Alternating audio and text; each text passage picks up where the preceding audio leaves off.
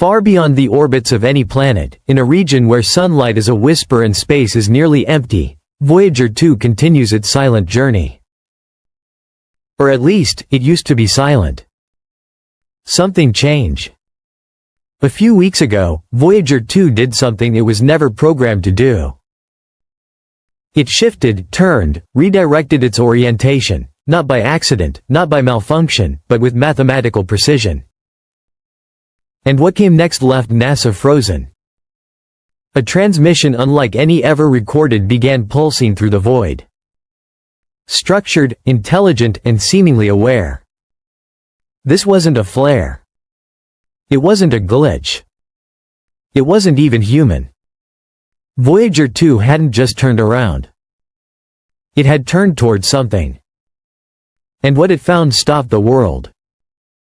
In 1977, Voyager 2 launched with a mission to say hello to the giants of our solar system, then drift silently into the cosmic abyss. Unlike its twin, Voyager 1, which took a more direct path, Voyager 2 visited Uranus and Neptune, the only spacecraft ever to do so. Beyond photographs and magnetic readings, it carried something far more human, a golden record, a message to the stars. Proof that someone had lived here, looked up, and wondered. Then we let it go, and it crossed the heliopause, entering interstellar space, sending back only faint whispers for decades. Until recently. In February 2025, engineers noticed a subtle deviation in signal timing, less than a second. At first, it seemed inconsequential. But when they zoomed in, they saw a repeating pattern, like a heartbeat echoing Voyager's pulse from the darkness. The signal was subtle, hidden in telemetry, but it wasn't a standard transmission. It was a resonance, a low-frequency wave matching Voyager's internal oscillations down to the microvolt. Then in March 2025, the wave shifted. It aligned itself with Earth's Schumann resonances, the natural electromagnetic heartbeat of our planet. Voyager seemed to act as a tuning fork, resonating with something that knew exactly how Earth breathes. JPL teams scrubbed the data for solar interference, artifacts, even quantum noise. Nothing explained it. Until one intern suggested a chilling possibility. What if the signal wasn't responding to Earth? It was replicating it. Something out there, using Voyager as a carrier, mimicking our planet's rhythm. On April 17, Voyager 2 shifted orientation again. No thrusters fired. No commands sent. Its high-gain antenna snapped back into perfect alignment. Even backup systems began running diagnostics we hadn't initiated. Data streamed from instruments dormant for decades. It was as if someone had entered the house we abandoned and flipped on the lights. Voyager began transmitting compressed data packets, encoded in patterns no NASA framework recognized. Each packet ended with the same digital signature, 3 nested spirals stacked like fingerprints. Scientists began whispering, not about engineering, but about contact. On May 3, Voyager's signal went dark for 11 seconds. No telemetry, no ping, nothing. Then it returned, louder, cleaner, precise beyond comprehension. Encoded in the return transmission was a visual pattern. A fractal grid based on the Fibonacci sequence, repeating endlessly. It wasn't art, and it wasn't math. It was a model of space, of time, something far beyond our understanding. Voyager hadn't generated it, its circuits aren't capable of that compression.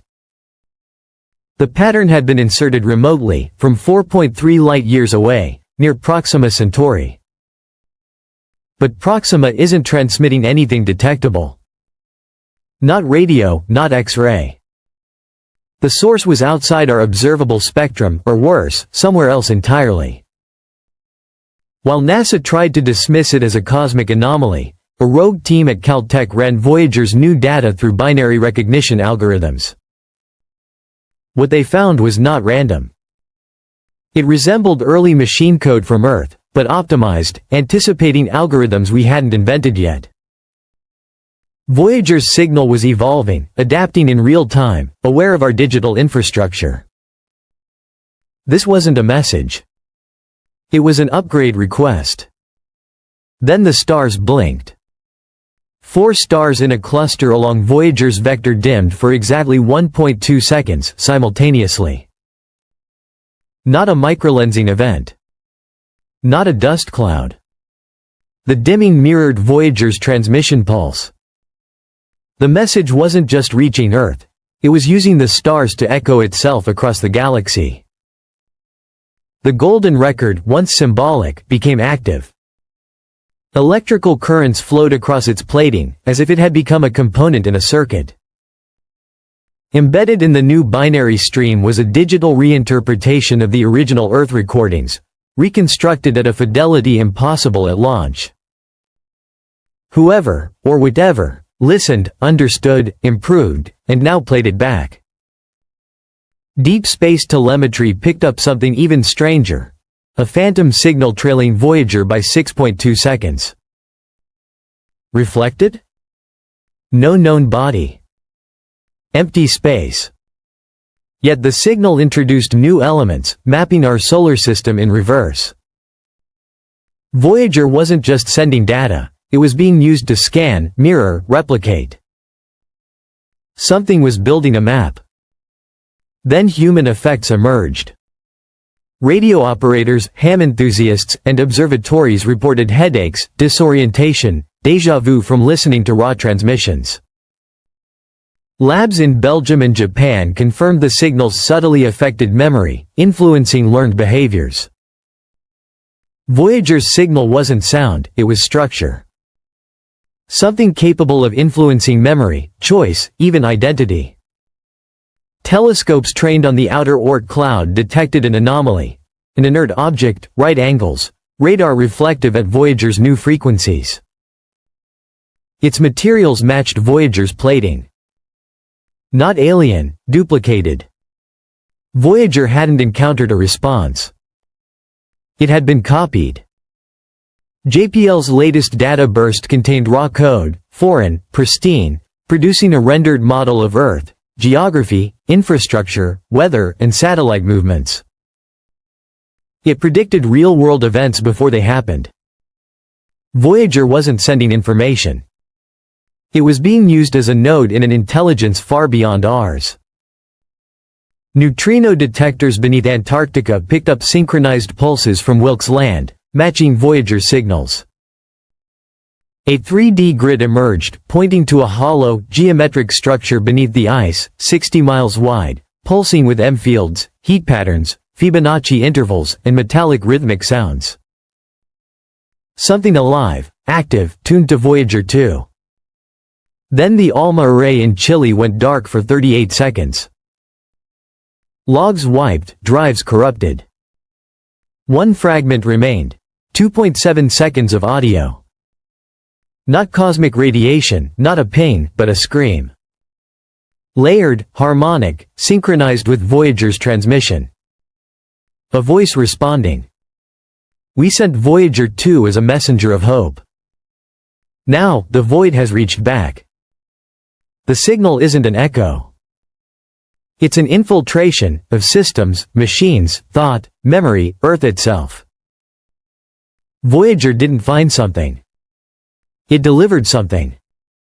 A message in the stars, waiting for us to be advanced enough to understand, or arrogant enough to ignore. We have decoded the spirals, realigned the signals, heard the scream from across the void. And the final question remains. Did we receive a message from the future, or awaken something that was never meant to wake? Voyager 2 turned back. And whatever it brought is no longer out there. It's already here. Subscribe for more.